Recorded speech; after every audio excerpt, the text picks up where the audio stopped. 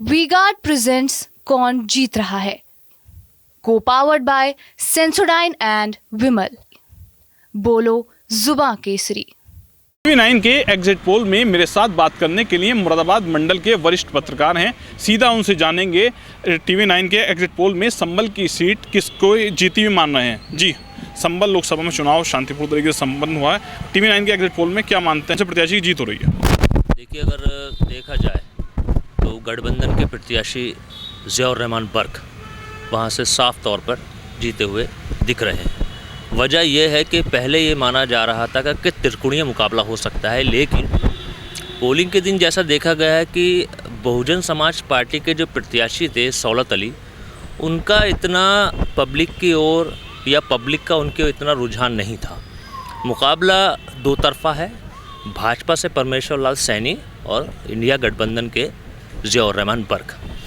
क्योंकि वहाँ पे जो तुर्क बिरादरी है, वहाँ पर जो माहौल था वो गठबंधन की तरफ था और मुझे लगता है कि गठबंधन के प्रत्याशी ज़ियाउर रहमान बर्क अच्छे वोटों से जीतेंगे। जी, चुनाव कवर कराया आपने, संभल भी गए थे चुनाव कवर करने के लिए।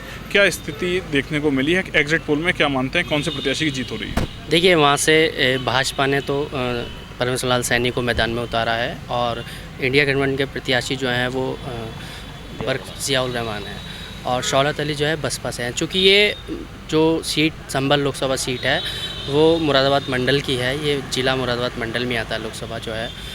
वहाँ पे त्रिकोणा मुकाबला था, संभवतः वो हो नहीं पाया चूँकि जो एंड मोमेंट पर जो मुस्लिम वोटर था वो इंडिया गठबंधन की ओर मुड़ गया।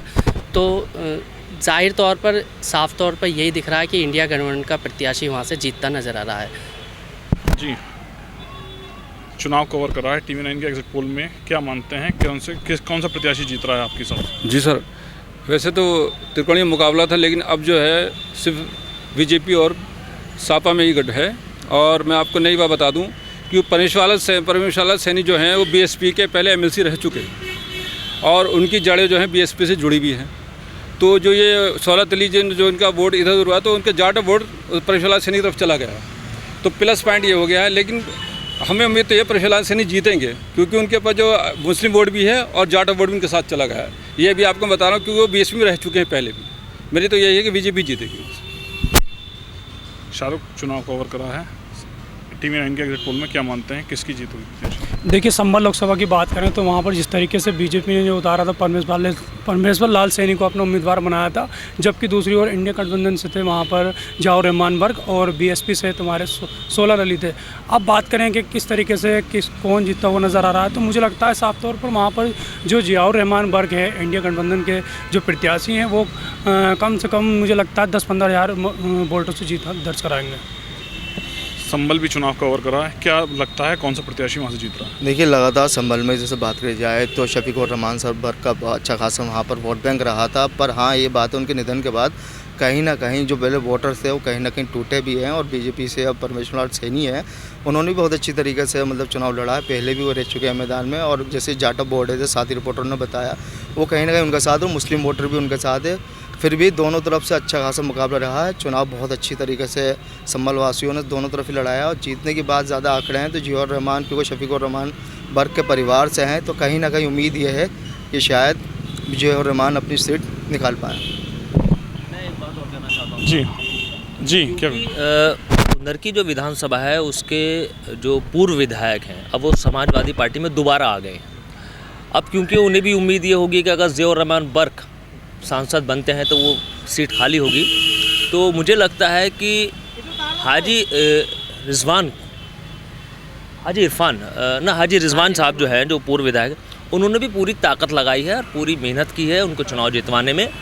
और जो उनका अपना वोट है वो पूरा का पूरा ज़ियाउर रहमान बर्क को गया होगा।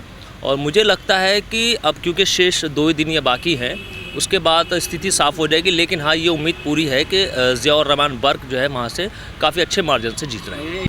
इसके साथ ही अगर बात करें, वहाँ पे नवाब परिवार और बर्क परिवार की लंबी दुश्मनी थी जो इस चुनाव में समाप्त हुई है, क्या मानते हैं इससे क्या इम्पैक्ट पड़ा होगा? ये फ़ायदा होगा, ये ज़ियाउर रहमान बर्क को, बर्क ख़ानदान को फ़ायदा होगा। क्योंकि एक जो माहौल बना था उस माहौल में नवाब इकबाल महमूद हों या फिर बर्क ख़ानदान में जो भी मामले चले हों, वो सब भुला करके एक जगह एक प्लेटफॉर्म पर आना ये एक फ़ायदेमंद है। और दूसरी बात ये कि जो एक चुनाव के दिन माहौल बना उससे बहुत बड़ा फ़र्क पड़ता है और वो माहौल जो है वो रंग ज़रूर लाएगा, ऐसा मेरा मानना है।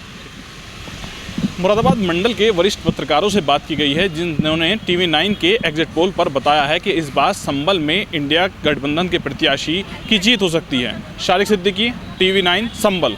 वीगार्ड प्रेजेंट्स कौन जीत रहा है, को पावर्ड बाय सेंसोडाइन एंड विमल। बोलो जुबां केसरी।